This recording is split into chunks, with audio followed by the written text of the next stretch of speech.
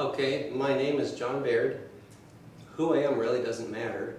It's what I have been part of that's important to the people that are listening to this. I've been very fortunate for the last 7 years to be part of a team that has done some leading edge deployment of IPv6. Not research, not testing, actually putting it into use across the wide area, across the enterprise, on the local infrastructure, on the desktop, in the applications, soup to nuts. And that's why it's, I hope, interesting to listen to this talk. Could you summarize your presentation? I could.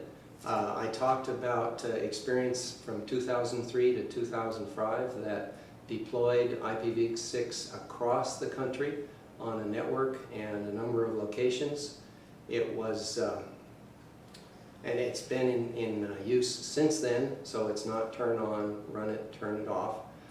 And the 4 key points, I think, are the people, the procurement process, the plan, and the process that you use. The people are the key thing. Train them early, pick good people, encourage them, and build on their successes. The procurement process is also important. Doesn't matter when you think you might be deploying IPv6 or never. Today you should start buying equipment that's IPv6 capable. Won't cost you any more. And if down the road you ever find that you're going to need to do it, you'll be set. You won't have to run out and buy anything. Third thing is the process that you use. Make sure that you have a good process. We used a technology transition process from Carnegie Mellon University. Other people might call it a change management process. You could even call it a configuration control process, but you need a good process. Then your plan. The plan needs to be well thought out.